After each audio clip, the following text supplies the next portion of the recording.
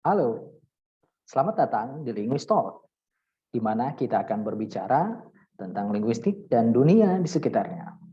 Pada kesempatan kali ini, kita akan membahas salah satu bab dalam sintaksis, yaitu klausa. Klausa dapat digolongkan berdasarkan 3 hal. Pertama, berdasarkan struktur internalnya. Kedua, berdasarkan ada tidaknya kata negatif yang secara gramatik menegatifkan predikat. Dan ketiga, berdasarkan kategori kata atau frasa yang menduduki fungsi predikat. Pada kesempatan kali ini, kita hanya akan membahas 2 penggolongan utama dalam klausa, yaitu penggolongan pertama dan penggolongan kedua. Pada penggolongan pertama, berdasarkan struktur internalnya, unsur inti dalam sebuah klausa adalah subjek dan predikat. Itu hal yang pertama yang harus kita ketahui terlebih dahulu. Nah, meskipun subjek merupakan unsur inti, namun seringkali unsur ini sering dihilangkan. Misalnya dalam kalimat yang luas yang terdiri dari lebih dari satu klausa. Jika ada beberapa klausa digabungkan dalam sebuah kalimat, maka seringkali subjeknya dihilangkan. Atau dalam situasi di mana kalimat tersebut adalah kalimat jawaban dari suatu pertanyaan.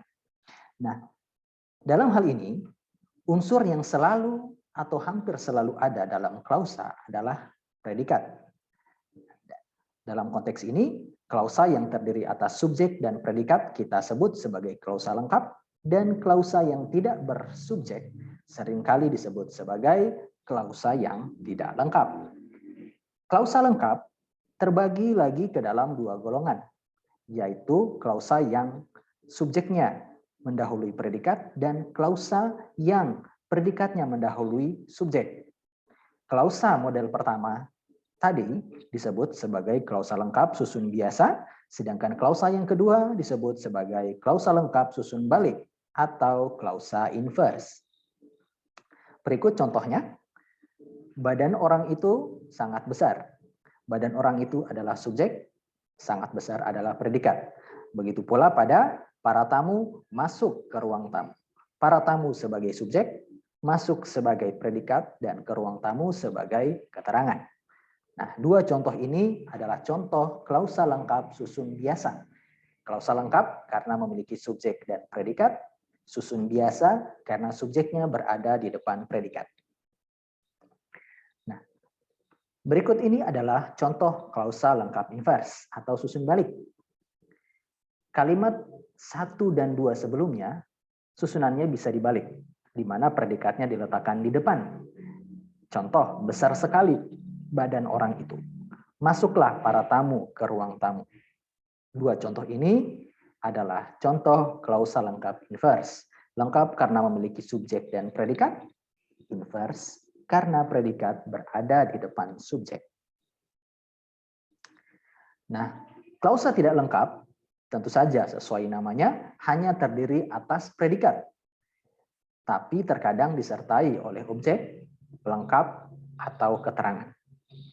Contoh, sedang bermain-main, menulis surat, dan telah berangkat ke Jakarta.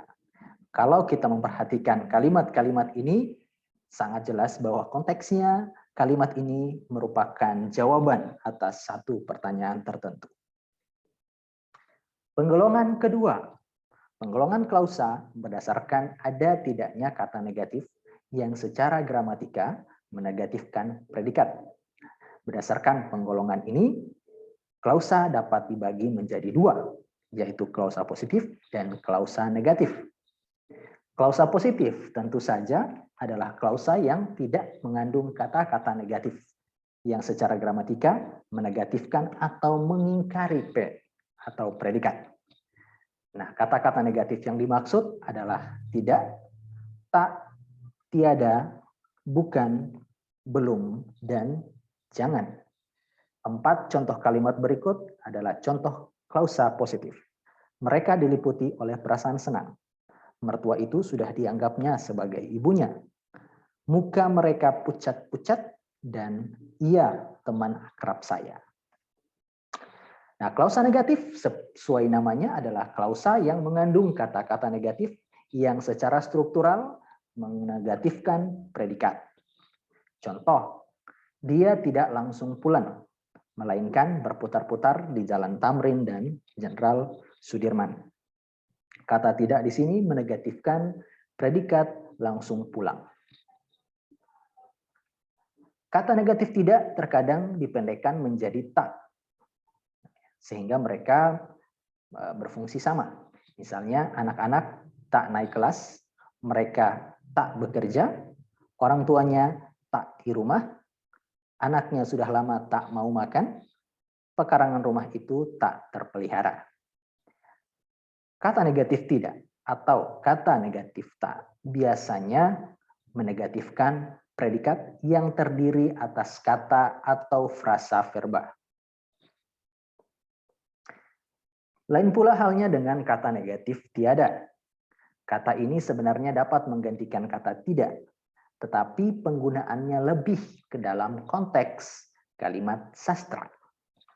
Contoh, anak-anak tiada naik kelas, mereka tiada bekerja, orang tuanya tiada di rumah, anaknya sudah lama tiada mau makan, pekarangan rumah itu tiada terpelihara. Kata negatif bukan berbeda dengan kata negatif yang lain. Kata negatif bukan biasanya menegatifkan predikat yang terdiri atas kata atau frasa nomina. Misalnya, orang itu bukan tetangga saya. Dia bukan pegawai negeri, gedung itu bukan gedung pertemuan, yang dicari bukan dia. Dalam kalimat luas atau kalimat kompleks, kata bukan dipakai di depan kata atau frasa golongan verba, preposisi, atau numeralia jika klausa-klausanya dihubungkan dengan kata hubung atau konjungsi melainkan. Misalnya, ia bukan membaca, melainkan hanya melihat gambar-gambar. Ia bukan ke pasar, melainkan ke rumah sakit. Kambingnya bukan 5, melainkan 15, dan seterusnya.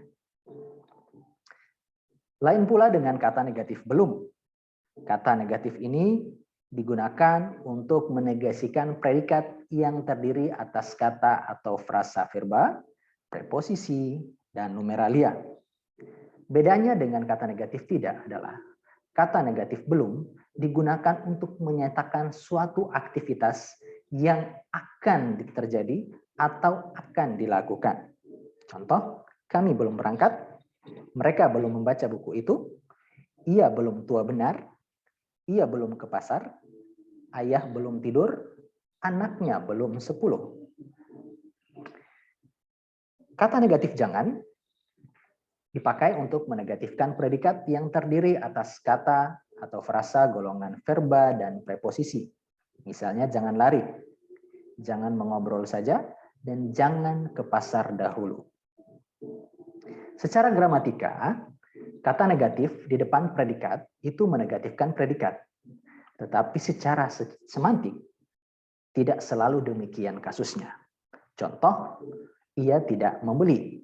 Kata tidak secara gramatika dan semantik sama-sama menegatifkan predikat. Dalam hal ini menegatifkan kata kerja membeli. Namun, jika kalimatnya ia tidak membeli buku, maka secara gramatika, kata tidak memang menegatifkan kata buku.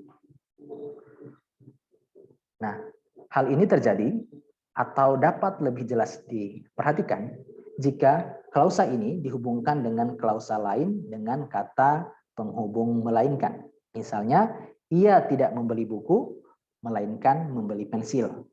Nah, dalam konteks ini jelas bahwa tidak pada klausa ia tidak membeli buku sebenarnya atau secara semantik menegasikan kata benda buku atau objek buku, bukan predikat membeli. Nah, dari klausa 2 dan 2A tadi dapat diambil kesimpulan bahwa kata tidak pada klausa 1 dan 2 menegasikan atau menegatifkan kata buku. Nah, contoh lain adalah klausa ia tidak membeli buku di toko buku ini. atau di toko buku itu.